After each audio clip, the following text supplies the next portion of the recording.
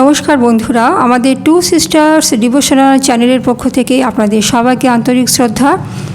আশা করি সবাই ভালো আছেন, সবাই ভালো থাকুন, সুস্থ থাকুন, শ্রীহরির শ্রীচরণে এই প্রার্থনাই করি। আমি শ্রীমদ্ ভাগবত থেকে আপনাদের পাঠ করে শোনাচ্ছি। আমি দশম স্কন্ধ থেকে আপনাদের পাঠ করছি। বিভিন্ন ছোট ছোট পর্বে আমি আপনাদের পাঠ করে শোনাচ্ছি। আমার আগের ভিডিওগুলো যদি আপনারা শোনেন তাহলে এর ধারাবাহিকতাটা আপনারা বুঝতে পারবেন। আমি ভগবান শ্রীকৃষ্ণের বাল্যলীলার অপরূপ কাহিনী পাঠ করে চলেছি। আজও ভগবান শ্রীকৃষ্ণের বাল্যলীলার একটি অপরূপ কাহিনী পাঠ করতে চলেছি। তখন কালিন্দীর জল এতটাই দূষিত বিষাক্ত ছিল যে পশু পাখি মানুষ যে কেউ স্পর্শ করা মাত্রই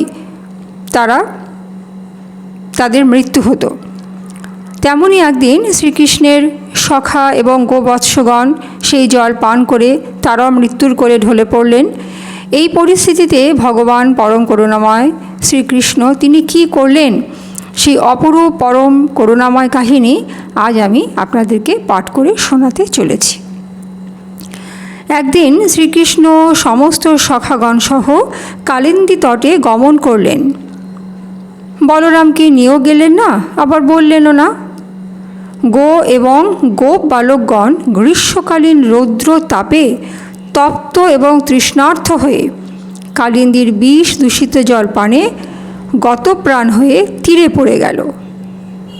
সকলকে পড়ে থাকতে দেখে যোগেশ্বর শ্রীকৃষ্ণ তখনই অমৃত বর্ষিণী দৃষ্টিপাত দ্বারা তাদিগকে পুনর্জীবিত করলেন। তাদের স্মৃতিশক্তি ফিরে আসলো। তারা জীবিত হয়ে পরম বিস্ময়ে পরস্পরের মুখের দিকে তাকাতে লাগলো। তারা সকলে অনুমান করল বিষ পানে মৃত্যুগ্রস্ত হয়েও গোবিন্দের কৃপাতেই তারা পুনর্জীবিত হয়েছে। এর পরবর্তী কালিয়নাগ দমনের যে অপরূপ কাহিনী, সে কাহিনী আমি পরবর্তী পর্বে পাঠ করব, আপনারা অনুগ্রহ করে শুনবেন।